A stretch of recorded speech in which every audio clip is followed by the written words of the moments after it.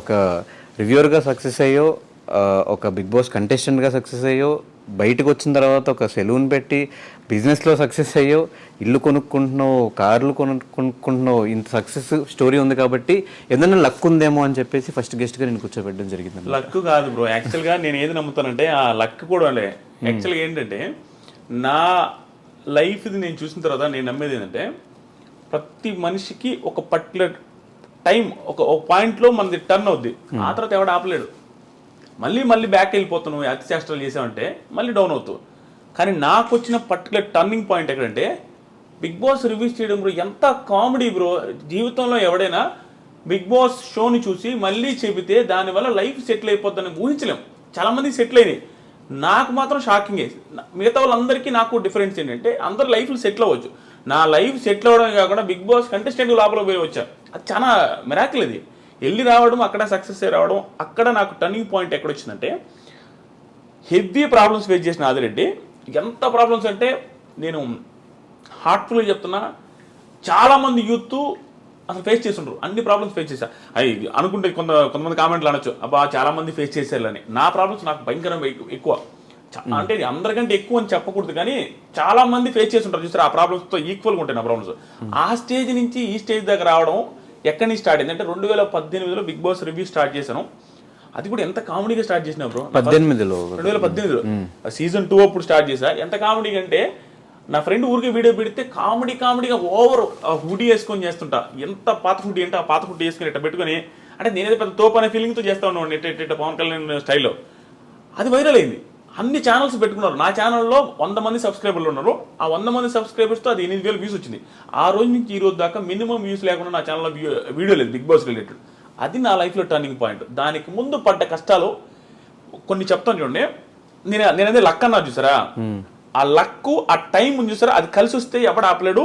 నాకు కలిసి వచ్చిన పాయింట్ ఇది. దానికి ముందు 30 years బ్రో. నాకు ఈ ఇంటర్వ్యూలో నాకు తెలిసి నేనే మాట్లాడతాను ఎక్కువ. నాకు అట్లా అనిపిస్తుంది ఒకసారి. అందుకే నేను అడుగుదాం క్వశ్చన్స్ అంటే ముందే ఆన్సర్లు వచ్చేసి నేను ఇంటర్వ్యూస్ ఎవరైనా మీద ఎందుకు ఇవ్వనంటే నేను హార్ట్ఫుల్ గా మాట్లాడేసి నాకు ఆనంద బాష్పాలు వచ్చేస్తాయి. నా లైఫ్ జర్నీ గురించి నేను చూసుకుంటే యాడ్ నుంచి యాడికి వచ్చానని నాకు తెలియకుండా నాకు వేరే వాళ్ళ ముందు ఎమోషనల్ అవ్వడం నాకు ఇష్టం ఉండదు. నేను ఎమోషనల్ అయిపోతా. నాకు అలా అనిపిస్తుంది. ఎందుకంటే ఎన్ని పీక్ ప్రాబ్లమ్ చూసి ఇప్పుడు ఎంత హ్యాపీగా ఉన్నాను నాయనని. ఇప్పుడు 30 years ఉన్నాయి బ్రో. ఎవ్వడు ఆర్డినరీ పర్సన్ ఎవరైనా కంపేర్ చేసుకోవచ్చు. నాది ఇప్పుడు 2018లో 30 years. 2018లో 30 కాదు, 2018లో నాకు 28 ఏమో. నా పెళ్ళి 8 ఏమో 30 years. ఓకే. సో 30 years వరకు నేను 29 years వరకు నేను సెటిల్ అవ్వలేదు. సెటిల్ ఇన్ ద సెన్స్ ఏమీ లేదు నా లైఫ్లో. మా ఒక సింధనూరు అనే ఊరు ఉంటుంది, నేను ఇది ఎక్కడ చెప్పలా. నేను ఎలక్ట్రికల్ ఇంజనీర్. కొన్ని నేను చెప్పలేను. మరి ఓవర్ డ్రామాటిక్గా ఉంటుంది నా లైఫ్ స్టోరీని. కొన్ని చెప్పను ఈరోజు, కొన్ని చెప్పలేను. కానీ ఎందుకు చెప్పాలి అంటే ఆడియన్స్లో మీరు రివ్యూ స్టార్ట్ చేసిన తర్వాత మిమ్మల్ని చూసి ఓకే ఇలా కూడా సంపాదించేసి డబ్బులు అని చెప్పి యూట్యూబ్లో చాలామంది రివ్యూ స్టార్ట్ చేసిన వాళ్ళు ఉన్నారు. వాళ్ళు సక్సెస్ అయ్యి వాళ్ళ లిమిట్లో వాళ్ళు సంపాదించుకుంటున్న వాళ్ళు కూడా ఉన్నారు. కాబట్టి ఇలాంటి స్టోరీస్ అని వింటే అందరికీ ఇన్స్పిరేషన్గా ఉంటుంది. కాబట్టి అడుగుతున్నా క్వశ్చన్. సింధనూరు అనే ఊర్లో నేను ఎలక్ట్రికల్ ఇంజనీర్ అయి ఉండి పరిస్థితి బాగాలేక సివిల్ ఫీల్డ్లో సివిల్ ఇంజనీర్ యాక్టింగ్ చేస్తూ తార్ రోడ్ల దగ్గర ఇలా పెట్టి ఆ మీటర్ ఉంటుంది. ఓన్లీ సివిల్ ఇంజనీర్స్ కంపేర్ చేసుకోవచ్చు, వాళ్ళకి అర్థమవుతుంది. ఎన్ని సెంటీమీటర్స్ తారు వచ్చిందని ఇటు చూడాలి వంగి. అది చేసేవాడు నేను. మొత్తం నల్లగా అయిపోయి తార్ రోడ్డు దగ్గర 13,000 14,000 ఇచ్చేవాళ్ళు. అక్కడ పని చేస్తున్నప్పుడు అక్కడ చిన్న రూమ్ ఇస్తారు మాకు. ఆ రూమ్లో ఉన్నప్పుడు మా నాన్న ఒకరోజు కాల్ చేసిండు. బాధపడతా. అప్పుడు పోయి పొజిషన్ చాలా బ్యాడ్గా ఉండేది అనమాట. ఎట్టొకటి చేసుకోరా, సెటిల్ అవ్వరా, నువ్వు నీది ఒకటే నాకు బాధ. ఎందుకంటే బాధ నాది ఒకటే కాదు, మా చెల్లెళ్ళు బ్లైండ్, మా చెల్లికి కనిపించదు, మా చెల్లి పెళ్లి చేసుకొని అంటుంటుంది. అదొక పక్క మా నాన్నకి బాధ ఉంది. ప్లస్ మా మదర్ సూసైడ్ చేసుకొని చనిపోయి ఉన్నారు, అదొక బాధ ఉంది. ఫైనాన్షియల్గా బీభత్సమైన ప్రాబ్లమ్స్లో ఉంది, పీక్ ప్రాబ్లమ్స్. 11 లక్షల చిల్లర బ్యాంకులో లోన్స్ ఉన్నాయి మా నాన్నకి. నాకు తెలుసు. నేను రాజకీయాలు పెద్ద కాన్సన్ట్రేట్ చేయను, కానీ ప్రతిసారి ఎలక్షన్లకు ముందు ప్రతిసారి దేవుడిని మొక్కునేది తెలుసు. ఒకప్పుడు మా నాన్న మా అకౌంట్లో అదే మా లోన్స్ ఏదైతే ఉంటాయో చూసారు, అగ్రికల్చర్ లోన్స్, అవి అయితే వెళ్ళిపోవాలా. అది ఎవడు హామీ ఇస్తే వాళ్ళు గెలవాలని కోరుకునేది. చాలామంది ఇచ్చారు అట్లాంటి హామీలు. ఈసారి అగ్రికల్చర్ లోన్స్ మొత్తం పోతాయి, వాళ్ళు ఇచ్చారు, వీళ్ళు ఇచ్చారు, అన్ని ఈ గవర్నమెంట్ ఇచ్చింది, ఆ గవర్నమెంట్ ఇచ్చింది. ప్రతిసారి నేను ఎవరు హామీ ఇస్తే వాళ్ళు గెలవాలనుకునేవాడిని. అంటే నాకు లైఫ్లో ఇంకేం గోల్స్ లేదు బ్రో. నా లోన్స్ క్లియర్ అయిపోతే మా నాన్న హ్యాపీ, నేను హ్యాపీ అనుకునేవాడిని. అలా మా నాన్న ఆ రోజు సింధనూరు దగ్గర ఫోన్ చేసినప్పుడు బాధపడతా మాట్లాడాడు. అది నాకు ఇప్పటికీ గుర్తుంది. ఆ రోజు నుంచి మళ్ళీ ఆ 30 ఏళ్ళు అని చెప్పేసి పెళ్ళి అయ్యే రోజు వరకు నాకు పిల్లని ఎవరు ఇచ్చేవాళ్ళు లేరు బ్రో. అంటే ఇంకా నా పెళ్లి గురించి టాకే వచ్చేది లేదు మా ఇంట్లో. ఎందుకు సంపాదించట్లేదన్నా లేకపోతే? నేను అప్పుడు ఎంత బ్రో 48 కేజీలు పెట్టినోని, 50 కేజీలు నా హైట్ ఇంతే ఉండదు, 6.3, 48 కేజీల వెయిట్తో మా అమ్మ సూసైడ్ చేసుకున్న ఇంటికి ఎవరైనా అంటే ఎందుకు సూసైడ్ చేసుకున్నదో, ఎన్ని ప్రాబ్లమ్స్ ఉన్నాయో, ఆ ఇంటికి మళ్ళీ కోడలు ఎవరైనా ఇవ్వాలనుకుంటారా? ప్లస్ మా ఇంట్లో మా చెల్లెలు అలాగే ఉంది, ఒక పర్సన్ హ్యాండిక్యాప్డ్ పర్సన్ ఉండే ఇంటికి ఎవరు ఇవ్వాలనుకోరు. అలాంటి సిచ్యువేషన్లో ఉన్న నాకు పెళ్లి తాట మా ఇంట్లో లేదు, నాకు లేదు, ప్లస్ అప్పులు నేను అందరికీ తెలుసు. ఆ పొజిషన్ నుంచి 30s నాకు ఎలా ఉన్నాడు చూడు, నా పెళ్లి కాలేదు. ఎవరికైనా ఒక పర్సన్కి ఎలా ఉంటుంది బ్రో, జాబ్ లేదు, పెళ్లి కాలేదు, అందరూ అడుగుతారు. మన ఫ్రెండ్స్కి మన ఫైనాన్షియల్ ఇదేంది తెలియదు. మన బయటికి ఫ్రెండ్స్కి ఏమంటారు, ఫోన్ చేసి ఏం మామ ఎప్పుడు పెళ్ళి అంటారు. మనం ఏం చెప్పలేము, ఏం చేస్తున్నారు అంటారు, ఏమి చెప్పలేని పొజిషన్. ఆ టైంలో వెనక ముందు ఆలోచించుకుంటే అంటే ఇంకా లిటరల్గా ఆ పొజిషన్ ఎట్లా ఉందంటే నిల్ అనమాట బ్రెయిన్లో. అంటే ఇంక మనకు ఆలోచించడానికి కూడా ఏం ఎట్టబోతే అట్ట వదిలేసిన, అసలు మొత్తం ఫ్రీగా వదిలేయబట్టే బిగ్ బాస్ రివ్యూ చేసిన కామెడీగా. అంటే నీకు ఒక టైం వస్తుంది బ్రో, నేను కాన్సన్ట్రేట్ చేసి నా లైఫ్ని నా కెరీర్ టర్న్ అవ్వాల, నోటుకు వచ్చినట్టు వదిలేస్తే కెరీర్ ఒక మలుపుకి వచ్చింది. అలా కామెడీగా చేసిన బిగ్ బాస్ రివ్యూస్. ఆ తర్వాత నాకు తెలియదు అసలు బిగ్ బాస్ రివ్యూస్ చేస్తే డబ్బులు వస్తాయని కూడా. 30,000 సబ్స్క్రైబర్స్ ఎంతో మానిటైజ్ చేశా.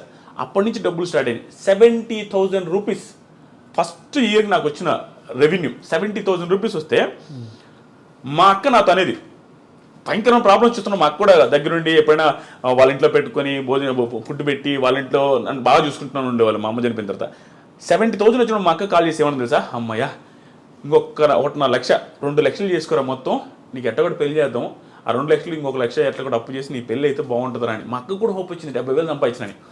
అక్కడ స్టార్ట్ అయిన నా జర్నీ లాస్ట్ బిగ్ బాస్ రివ్యూస్లో ఒక మంత్కి 39 లక్షలు మీరు ఆల్రెడీ చూసుంటారు. అక్కడ దాకా వచ్చింది. నేను ఈ వీడియోలో ఇవి చెప్పేది పొగరుగా చెప్పట్లేదు బ్రో, కొంతమంది జెన్యూన్గా చెప్తున్నాను. కొంతమంది ఫ్యామిలీస్ కానీ, కొంతమంది ఫ్యామిలీస్లో ఉండే పేరెంట్స్ కానీ స్ట్రగుల్ని తీసుకోలేక సూసైడ్ తీసుకుంటారు. ఎగ్జాంపుల్ మా మా మదర్కి పీక్ ప్రాబ్లమ్స్. మా ఇంట్లో అందరికీ ఏంటంటే ఆస్తులు ఉండేవి బ్రో. ఆస్తులు ఎలాంటి ఆస్తులు, మెట్ట ప్రాంతం మాది.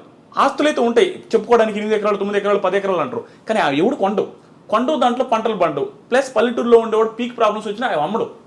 దానివల్ల ఆస్తులు కొంచెం ఉన్నప్పటికి కూడా ప్రాబ్లమ్స్ ఎప్పుడు ఉండే, చేతిలో డబ్బులు ఉండేది లేదు. బర్రెలు ఉంటాయి, బర్రెలు మొత్తం మా అమ్మాయి చూసుకుంటుంది. గెడ్డి మోపులు తెచ్చేది మా అమ్మాయి, వ్యవసాయం చేసేది మా అమ్మాయి, నిమ్మతోట ఉండేది అది కూడా పోయిందిలే, అక్కడికి పోయేది మా అమ్మాయి, మాకు వండి పెట్టేది మా అమ్మాయి, 4 పిల్లకాయలని. అన్నీ చూసుకునేసరికి మా అమ్మకి బాగా, మా అమ్మ కూడా హైట్ ఎక్కువ, సన్నంగా ఉండేది. అంత ప్రాబ్లమ్స్ ఫేస్ చేస్తే ఒకసారి హోటల్ ఉండేది మాకు. ఎంత ప్రాబ్లమ్స్ అంటే ఒకసారి ఊహించుకుంటేనే అంటే నేను పేరెంట్ అయిన తర్వాత మా ఇంట్లో వాళ్ళు ఎంత స్ట్రగుల్ అయి ఉంటారో మా అమ్మ అనిపిస్తుంది. మా వైఫ్ని చూసిన తర్వాత హోటల్ ఉండేది, చిన్న హోటల్, ఊర్లో రేకుల షెడ్ వేసి ఒక హోటల్, మా సొంత ప్లేసే కాబట్టి అక్కడ పెట్టాము. బోండాలు, ఇడ్లీలు, పూరీలు అన్నీ చేసి మా అమ్మాయి పెట్టి, మా అమ్మాయి వండి అందరికీ పెడతా ఉండేది. అవే డబ్బులు వస్తూ ఉండేవి. అప్పుడు మేము హ్యాపీగా ఉన్నాం. ఆ టైంలో, ఆ హోటల్ పెట్టిన టైంలో మా మంచి సక్సెస్లో ఉండేది. ఓకే, కొంచెం డబ్బులు చూస్తున్నాం. ఆ టైంలో నేను బీటెక్ జాయిన్ అవుతూ ఉండేది. జాయిన్ అయ్యి బీటెక్ కాలేజీకి పోయే ముందు రోజు మండలు దుడిచేది, ప్యాకెట్లు కట్టేది. నాకు ఇష్టం ఉండదు, ఎవరికి ఇష్టం ఉంటుంది బ్రో, బిల్డప్ ఇవ్వాలని ఎవరికైనా ఉంటుంది. మిడిల్ క్లాస్ పర్సన్ బిల్డప్ ఇస్తాం. బీటెక్ స్టూడెంట్ అంటే ఏమనిపిస్తుంది, సో బిల్డప్ ముందు అనుకునే వాళ్ళం. ఆ ప్యాకెట్లు కట్టుకుంటా, అవి క్లీన్ చేసుకుంటూ ఉండేది. ఆ టైంలో మా అమ్మకు ఒకరోజు నేను పూరి చేస్తా, పూరి బాండలు మొత్తం కాలం మీద పడిపోయింది. వేడి ఆయిల్ డైరెక్ట్ పూరీలు చేస్తూ ఉంది, అది స్లిప్ అయి పడిపోతే ఆ పడ్డ కాళ్ళంతా కాలిపోయింది, ఎగిరొచ్చి ముఖం మీద అంతా పడ్డాయి. మొత్తం ముఖం కాలింది, కాళ్ళు కాలి. మా అమ్మ ఆల్మోస్ట్ 3-4 నెలలు బెడ్ రెడ్. అక్కడి నుంచి అంటే ఆ రోజు నుంచి మా అమ్మకి మొత్తం టర్న్ అయింది. అంటే ప్రాబ్లమ్స్ ఏమి ఎక్కువ ఉన్నాయి, లోన్స్ ఏమి ఎక్కువ ఉన్నాయి, మా చెల్లెలది ఒక బాధ, ప్లస్ మా నాన్న పెద్దగా వర్క్ చేయడు, నాదొక బాధ, నాకు జాబ్ లేదు, ఇవన్నీ బాధలు పెట్టుకొని ఆ టైంలో మా అమ్మ ఏమనిపిస్తుందంటే ఈ పెయిన్స్ ఎక్కువ ఉండేవి, బ్యాక్ పెయిన్ ఎక్కువ వచ్చేది, ఈ ఆయిల్ పడ్డ మంటలు ఎప్పుడు ఉండేవి. దానివల్ల సడన్గా ఒకరోజు సూసైడ్ చేసుకుని చచ్చిపోయింది. అది ఎందుకు చచ్చిపోయింది, ఏమి రీజన్స్ అనేది తెలియదు. మాకు అర్థమైంది ఏంటంటే ఎప్పుడు బ్యాక్ పెయిన్ అంటూ ఉంటుంది, ఈ మంటలు అంటూ ఉంటుంది, పరిస్థితులు బాగాలేవు, అప్పులు ఎట చేయాలనేది. ఎందుకంటే మా అమ్మ ఒక్కటే కష్టపడతా ఉంటుంది. అవన్నీ తట్టుకోలేక సూసైడ్ చేసుకుని చచ్చిపోయింది బాత్రూమ్కి వెళ్ళి. అది కూడా నార్మల్. ఆ రోజు కూడా లాస్ట్ ఫుడ్ తినింది నేనే. గోంగూర పచ్చడి నాకు ఎప్పటికీ గుర్తుంది. అంటే మన బెల్ల పెట్టుండదు తెలుసాను. ఇప్పుడు నేను రిగ్రెట్ ఫీల్ అవుతా. ఆ రోజు కూడా నాకు ఇప్పటికి గుర్తు. ఏంది మా ఈరోజు కూర అంటే పచ్చడి రాని.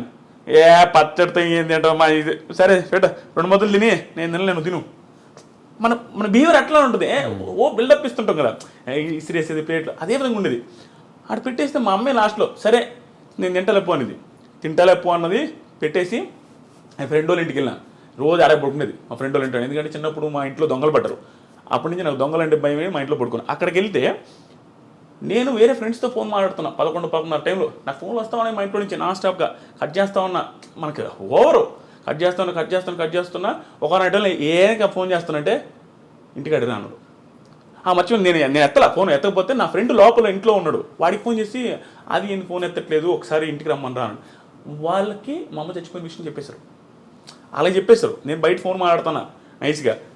వాడు పప్పు తిన్న అన్నంతో వచ్చిండు బయటికి. వచ్చి మామ మీ ఇంటి దాకా పెద్ద మామ అన్నాడు. నువ్వు పోయి రాపరా, మీ అన్నతో నాకు పని ఉందంటే నువ్వు పోయి రాపరా. వాడేమనంటే ఎక్స్ట్రా చెప్పడు రామమ్మ అనేసరికి సరే అని నేను ఫోన్ కూడా ఫోన్ పెట్టకుండా మధ్యలో కూర్చొని బైక్లో మాట్లాడుతూ ఉన్నా. వాడులో మామ ఫోన్ పెట్టి మామ అన్నాడు. ఫోన్ పెట్టి అన్నాడు. పెట్టేసిన తర్వాత వాళ్ళ తమ్ముడు నా వెనక కూర్చోన్నాడు, నేను మధ్యలో ఉంటే వాడు చెయ్యి నా మీద వేస్తుంటే వాడు పప్పు అన్నం పప్పు అంతా ఉంది. రే హరీష్ ఇటు చెయ్యి కూడా కడుక్కోవాలంటున్నా. రే మనకేం తెలియదు కదా, ఇటు చెయ్యి కూడా కడుక్కోలే ముండనాయుడు అంటా ఉన్నా. మర్చిపోయిన అమ్మ అంటాడు. పోతే మా అమ్మ మా ఇంటి చుట్టూ జనాలు ఉన్నారు. ఏంది వీళ్ళందరూ ఈ టైంలో ఉంటే ఏమైనా గొడవ అయింది ఇంట్లో, ఎందుకు ఏంటి అసలు. పోగానే మా అమ్మని బయటికి తెచ్చున్నారు, గుండెల మీద వస్తూ ఉన్నారు. అబ్బా నాకు అంటే నేనే ఉన్నట్టు బతుకుంది అనుకున్నా. ఎంత అప్పుడు ఇంకా వెంటనే చూడగానే చచ్చిపోయింది. నేను మిద్ది మీద పోయి బీభత్సంగా ఏడ్చిపోవడానికి ఆ రోజు నుంచి దాదాపు 1 మంత్ నేను ఫుల్ స్ట్రగుల్ అయిపోయినా. యాక్చువల్గా నేను బాధపడ్ను. ఓ అమ్మ నేను ఎమోషనల్ అయిపోతా స్వామి నిజంగానే. యాక్చువల్గా నేను బాధపడ్ను. ఆ టైంలో నా బాధ అంటే తెలిసింది. అంటే వెరీ రెక్లెస్ క్యాండిడేట్ బ్రో. అంటే రెక్లెస్ అంటే మనకి ప్రేమ ఉంటుంది. చాలామంది పిల్లకాయల దగ్గర యూత్ దగ్గర ఉండేది ఇదే, అమ్మన్న నాన్న ఇష్టమే, తెలియకుండా కోపాలు ఎవరు మేము చూపించలేక ఇంట్లో సిరీస్లు కొడతా ఉంటారు ప్లేట్లు. నేనంతే, పప్పుచారు అంటే ఇష్టం, పప్పుచారు చేయకపోతే నేను ప్లేట్ ఇస్తుండేది, ఏంది కూరలు ఎప్పుడు ఇదేనని. పరిస్థితులు బాగాలేవు, అది మనకు తెలిసినా కూడా బిల్డప్ ఇస్తుంటాం.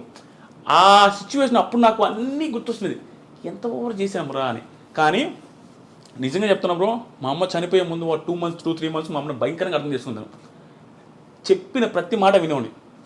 ఎందుకో మా అమ్మ భయంకర స్ట్రగుల్ అవుతుంది నాకు అర్థమైంది. అక్కడ ఒక టైం వస్తుంది చూసారా, మనం కూడా ఎంత ఎదవైనా అర్థం చేసుకుంటాడు. ఆ పక్కలో నేను ఎంత ఇబ్బంది పడుతున్నాను ఆ టైంలో నేను మళ్ళీ అర్థం చేసుకునేది బ్రో. చిన్న మాట, ఒకప్పుడు నేను రోడ్లో పేరాపర్ వచ్చినాడు అంటే నేను పంపము అనేవాడిని. అలాంటిది ఒక మాట చెప్పిన వెంటనే వెళ్ళేవాడిని. మా అమ్మకి భలే నేను ఒక్కని ఎంత బాగా వింటున్నాడు అనే ఫీలింగ్లో ఉండేది. కానీ సడన్గా చేసుకునేసరికి మాకు ఎవ్వరికి అర్థం కాదు. అది ఎట్లా అంటే బాత్రూమ్ రేకులు బాత్రూము. మా అమ్మ 5.7, 5.8 ఉంటుంది, ఆ ఎత్తు 5.9 ఉంటుంది అంతే ఆ బాత్రూమ్. అంటే మనిషి ఊరేసుకొని ఏలాడాలంటే కాలు తగులుతుంటాయి. ఎలా ఎంత ఇబ్బంది పడి ఊరేసుకున్నదని మాకు ఇప్పటికీ ఆశ్చర్యం కనిపిస్తుంది. ఎంత పెయిన్ ఉంటే బాధపడద్దని. ఈ సుత్తి అంతా నేను ఎందుకు చెప్తున్నా అంటే, సుత్తి కాదు, చాలా మందికి ఇది ధైర్యాన్ని ఇవ్వాలి నాకు. ఆ పొజిషన్ నుంచి మా అమ్మ లైఫ్ మారదులే, ఇంకా నా జీవితమే ఇంతే అనుకుని సూసైడ్ చేసుకుంటే, అంటే నేను ఇంకా నా లైఫ్ మారదు అనుకుంటే, నేను ఇప్పుడు 20 మంది లైఫ్లు మారుస్తున్నా. నేను సెలూన్ పెట్టి నా సెలూన్లో 20 మంది పనిచేస్తున్నారు, నా చుట్టూ 5-6 మంది ఉంటారు, వాళ్ళ లైఫ్లు నేను చూసుకుంటూ ఉంటాను. ఇన్ని లైఫ్లు నేను మారుస్తుంటే మా అమ్మ లైఫ్ మార్చలేను అనుకున్నది. హోప్లెస్గా అయిపోయి సూసైడ్ చేసుకుని చచ్చిపోయింది, ఇంకా ఆనందం ఉంటుంది. అదే మా మదరు సూసైడ్ చేసుకోకుండా ఎదిరించి పోరాడి ఇక్కడ దాకా ఉండుంటే ఈరోజు మా మదర్ ఉన్నప్పుడు నా సక్సెస్ ఇంకా ఎక్కువ ఉండేది కూడా, ఆనందంలో ఇంకా హ్యాపీగా ఉండదు. ఇప్పుడు మేము వీడియో చేస్తున్నాం, మా అమ్మ మదర్ కూడా మా వీడియోస్లో ఉండుంటే ఇంకా ఎంత బాగుంటుంది. ఇవన్నీ ఆలోచించుకుంటుంటే నాకు అనిపిస్తుంది, ఒరే నాయన సూసైడ్ ఎందుకు చేసుకుంటారో, నా లైఫే బెస్ట్ ఎగ్జాంపుల్. అసలు టర్నింగ్ పాయింట్ ఉండదు, హ్యూజ్ ప్రాబ్లమ్స్ ఉన్నాయని మా అమ్మ సూసైడ్ చేసుకున్నది. నా లైఫ్ ఈరోజు ఎట్టుంది, ఏ రకంగా ఉంది. మా ఊర్లో ఇంకొక ఎగ్జాంపుల్, నేను క్వశ్చన్ కూడా అడగ, నాకు మా ఊర్లో చిన్న ఎగ్జాంపుల్ చూడండి లైఫ్ మారడానికి. నేను జస్ట్ ఒక ఇంగ్లీష్ మాట మాట్లాడితే యా అన్న ఒకరి ముందు, ఏదో అడిగితే యా అంటే మేము కానీ మెతుకులేదు కానీ ఇంగ్లీష్ రా నీకు అన్నారు. నేను 10th చదివేటప్పుడు ఆ పొజిషన్ అట్లా ఉండేది మాకు. ఆ రోజు నుంచి నా దగ్గర అప్పు తీసుకుని 10,000 ఎగ్గొట్టారు. అది అక్కడ దాకా వచ్చి ఇవన్నీ మా అమ్మ చోళ్ళ అయిపోయింది. ఇప్పుడు ఇంట్లో వాళ్ళకి ఎట్ట బ్రో, పల్లెటూరు ఆడవాళ్ళకి ఎట్ట, మా కొడుకు 30,000 శాలరీ అయితే 50 చెప్పుకుంటారు, అదే వాళ్ళకి ఆనందం. ఇవన్నీ మా అమ్మ చూడలేకపోయింది. ప్లస్ బంగారం ఉండేది లేదు, ఏ పెళ్ళిళ్ళకి పోయినా మా అత్త వాళ్ళ దగ్గర తీసుకుని పోయేది. ఆ పొజిషన్ నుంచి ఈరోజు ఏమైనా కొనిచ్చే పొజిషన్ చూడలేకపోయింది. అందుకని ఆవేశపడకూడదు మనిషి. ప్రతి ఒక్కడికి నేనే సక్సెస్ అయినా బ్రో, నా దగ్గర టాలెంట్ లేదు, నేను జెన్యున్గా ఒప్పుకున్నా, నా దగ్గర ఏ టాలెంట్ లేదు, మాట్లాడతా అంతే, ఏది హార్ట్ఫుల్గా మాట్లాడతా, ఏది అనిపిస్తే అది మాట్లాడతా. టాలెంట్ లేని నేనే పెద్దగా చదివాను కూడా కాదు, ఓకే ఏదో వచ్చాయి. అలాంటి పర్సన్ నేనే సక్సెస్ అయిపోయి నా లైఫ్ మా ఫ్యామిలీ లైఫ్ మార్చేస్తే ఎంతోమంది బీభత్సమైన టాలెంట్ ఉంటుంది, వాళ్ళు ఎందుకు చచ్చిపోవాలా, వాళ్ళు ఎందుకు సూసైడ్ చేసుకోవాలి, నాకు అర్థం కాలే. నువ్వు వెయిట్ చేయి. బిగ్ బాస్ చాలా మంది ఆ షోని తిట్టుకుంటూ ఉంటారు, ఇప్పుడు తెలియదు ఉంది అది ఒక షోనా అంటారు. ఇన్ని చెప్తుంటే ఆ షో ఒక లైఫ్ మార్చింది, ఒక ఫ్యామిలీ లైఫ్ మార్చింది, మా తరాన్ని మార్చింది. ఇక్కడ నుంచి మా తరం స్టార్ట్ అయిపోద్ది, మా ఒక జనరేషన్ మార్చినట్టే. దాంతోపాటు నా చుట్టూ ఉండే ఒక 20 మంది బతుకుతున్నారు. దీంట్లోనే కెరీర్ ఎత్తుక్కోగలిగిన టైం వస్తే, అన్ని కలిసి వస్తే. అలాంటిది వేరే వాళ్ళు ఎందుకు ఎత్తుకోలేరు, చదువుకొని బాగా చదువుకున్న వాళ్ళు. సో నేను ఈ ఇంటర్వ్యూలో కానీ ఎక్కడొచ్చినా నేను ఈ పాయింట్ నా జీవితం మొత్తం చెప్తా ఉంటా, సూసైడ్లు చేసుకోవద్దు. ఏ లైఫ్ ఏ టైంలో నీకు రోడ్డు మీద ₹1 దొరుకుతుందో తెలియదు. నీకు ఏ పిల్ల నిన్ను నచ్చి ఆ పిల్లకి 100 కోట్లు నీకు తెలియదు. నీకు ఎక్కడైనా చేంజ్ అయిపోవచ్చు. నీ లైఫ్ మొత్తం డిజాస్టర్ నుంచి హై క్లాస్లోకి వెళ్ళిపోవచ్చు. ఆ హోప్ ఉంచుకోండి, ఎవడు చచ్చిపోవద్దు. నీకు నిజంగా చచ్చిపోవాలనిపిస్తే, నీకు అసలు నీ పరిస్థితి బాగాలేదంటే ఆకలితో చచ్చిపోయి కావాలంటే ఇది వెయిట్ చేయి లాస్ట్ రోజు దాకా ఏది దొరకపోవచ్చు, నువ్వు ఎట్టగా చచ్చిపోతావు. అంతే, నీకు నువ్వు చచ్చిపోవాల్సిన అవసరం లేదు. నువ్వు తట్టుకోలేకపోతే అది ఆటోమేటిక్గా అయిపోద్ది. చచ్చిపోవద్దు, అది నేను అనుకునేది. ఆ పొజిషన్ నుంచి ఈ పొజిషన్ దాకా వచ్చి చూసారా, నేను ప్రతిసారి చాలామందికి చెప్పేది అంటే, నేను నా ప్రాబ్లమ్స్ ప్రతిసారి చెప్తుంటా. ఎందుకు తెలుసా, నాకు ఇప్పుడు ప్రాబ్లం ఉంది నేను చెప్పట్లా. నేను డైరెక్ట్గా చెప్పే కదా 33 లక్షలు ఒక నెలలో వచ్చినాయి. నాకు ప్రాబ్లం లేవు, సింపతి కాదు ఇది. నాకు ఒకప్పుడు ప్రాబ్లమ్స్ ఉన్నాయి, ఇప్పుడు లేవని చెప్తున్నా. ఇది ఇన్స్పిరేషన్గా ఉంటుంది, జనాలు చూసేవాళ్ళకి అనే ఉద్దేశంతో చెప్తుంటా. ఎందుకంటే చూసేవాడికి ఒకటి, మరి వాడి పొజిషన్ ఆ రోజు ఇంత బ్యాడ్ అంటారా, మంది అంత బ్యాడ్ కూడా లేదు. ఇప్పుడు ఆడి లైఫే మారింది, మన లైఫ్ ఎందుకు మారదురా, ఎందుకు మనం చచ్చిపోవాలనే ఆ హోప్ రావాలి జనాలలో. సూసైడ్ చేసుకునే అంత ఎదవలు లేరు. మా అమ్మని ఇప్పటికీ మా ఊర్లో తిడతారు, ఎదవగాపోతే ఆ రోజు సూసైడ్, ఆ పిల్ల ఆ ఎదవగాపోతే అటు చచ్చిపోకుండా ఈ రోజు బంగారం ఉండి కదనే ఆవేశపడి ఆ పిల్ల అటు చేసుకుంది కానీ మా అమ్మల్ని తిట్టా ఉంటారు అందరూ. అంతే కదా, చాలా ఇది బ్రో ఇవన్నీ. కానీ పర్ఫెక్ట్ ఎగ్జాంపుల్, 28 సంవత్సరాలకి ఒక రూట్ ఎంచుకుని సక్సెస్ అవ్వడం అంటే చిన్న విషయం కాదు. కానీ ఇన్ని రూట్స్ ఉండగా, అంటే రివ్యూస్ చెప్పాలి అని థాట్ వస్తే సినిమాల మీద చెప్పొచ్చు, పొలిటికల్గా చెప్పొచ్చు. అప్పటికి పొలిటికల్ రివ్యూస్, సినిమా రివ్యూస్ ఇవన్నీ ఇండస్ట్రీలో ఉన్నాయి. ఇవేం కాదని బిగ్ బాస్ అనే షో మీద ఫస్ట్ టైం రివ్యూ చెప్పింది మీరే అనుకుంటా తెలుగు. అంతకుముందు నేను అది కూడా నేను చెప్తాను కదా, అంతకుముందు దిస్ ఈజ్ ఫనీ అని ఉంటాడు. దిస్ ఈజ్ ఫనీ అతను చూసి నేను రివ్యూ స్టార్ట్ చేసింది. అతను ఏదో లైవ్ చేస్తూ ఉంటే నాకు 3-4 వేల మంది చూస్తాం, అది చూసి ఇతను ఎవరు స్వామి ఇంతమంది ఫ్యాన్స్ అనుకుని కామెడీగా మా ఫ్రెండ్తో చెప్తాను, ఇతను ఎవరు ఆయన కూడా బిగ్ బాస్ రివ్యూ చేసావు. మా ఫ్రెండ్తో అన్న ఇతను వీడియోలు ఏందని ఇంతమంది చూస్తున్నాయంటే, మామూలుగా అంటగా వాడేందన్న చేసిదే మనం చేయలేమా, వాడు బిల్డప్కి మావాడు నువ్వు కూడా చేయన్నా అని చెప్పి వీడియో పెట్టా చేసిన, అది సక్సెస్ అయింది. ఆ నుంచి వచ్చింది. నేను చెప్పింది అదే బ్రో, విషయం కాదు, తెలియకుండా నీకు ఒకటి వస్తుంది. ఆ టైము నాకు వచ్చింది అంతే, నా టాలెంట్ కాదు. అందుకని చెప్తాను, ఎవరికైనా ఒక టైం వస్తుంది. సో బిగ్ బాస్ రివ్యూస్ ఎందుకు చేసిన అంటే, నేను ఫస్ట్ యూట్యూబ్ ఛానల్ పెట్టి స్టార్ట్ చేసిన రైతుల గురించి వీడియోలు, రైతుల లాసులు కష్టాలు ఏంది, మీరేమో రైతులు అంటుంటే మీరు శ్రీరెడ్డి ఆవిడ వీడియోలు ఎక్కువ వేసుకుంటున్నారు.